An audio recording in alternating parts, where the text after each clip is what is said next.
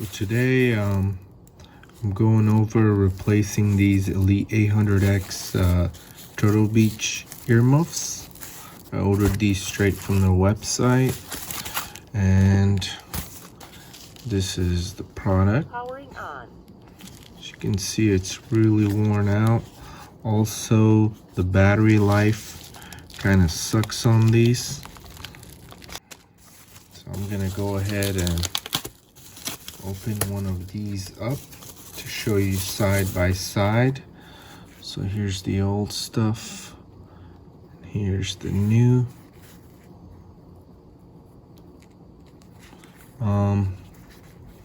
So actually the back comes with that. It's gonna twist right in. So once we put it back in, you line it up with the groove, and then you can twist it in. But what I need to do is I need to get to the battery. So this is the right ear. So down to the last one, we are slowly gonna take this off. So if you can see, you can actually just disconnect the battery, and then you can pull it back. So if you didn't want to resolder those, you can just pull it back, and the battery is held down pretty tight. But I'm gonna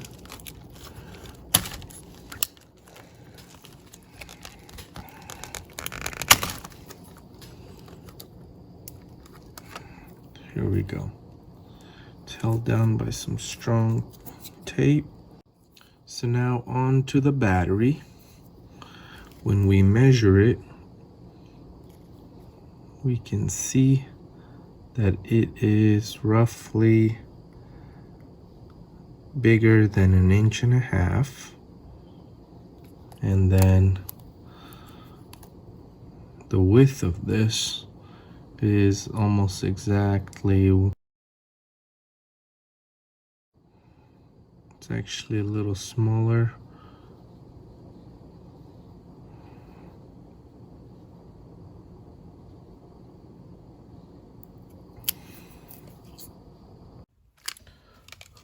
So after waiting some long time, I finally got some new batteries. We're gonna compare it with the old battery, and we're gonna see.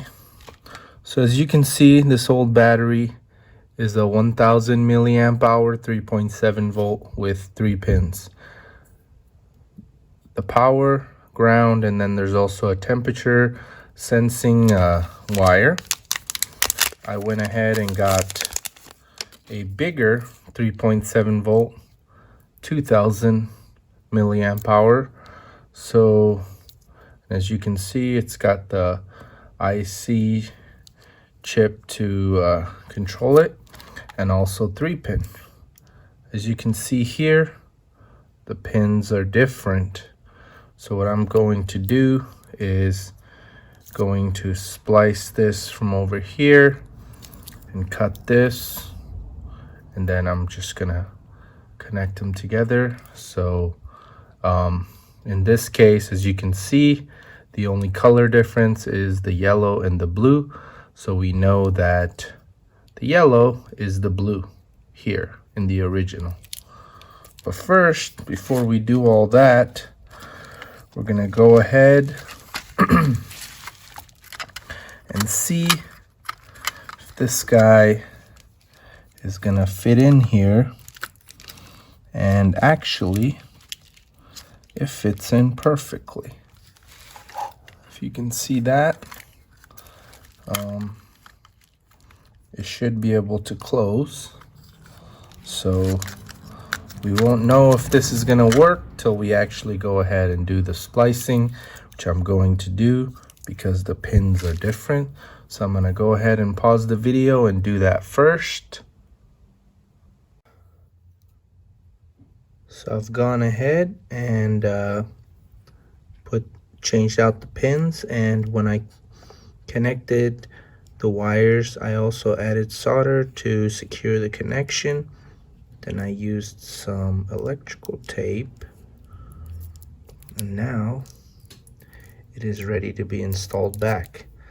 I'm going to apply some two-sided tape here, attach it back to the bottom, and we'll see how it works. What I have here is some 3M double-sided. I'm going to cut it out to a size a bit smaller than the battery, and we're going to tape it on the back. I've gone ahead and cut out a little piece, and now we're able to put it back inside the way you took it out. Alright folks, so it was worth a try. I tried putting a 2000 milliamp battery. The size is a little too big, and also it's thicker. Obviously it's double the capacity, so there wasn't much space. Maybe if you find a 1200 milliamp hour, you can try that. But as far as I tried that, it would not work. The buttons were you couldn't press them because the battery pack was holding this motherboard up, or it was compressing it too far down. So then I just put the original back on, and now I'm going to be closing it back on and putting the earmuffs and just use it as is.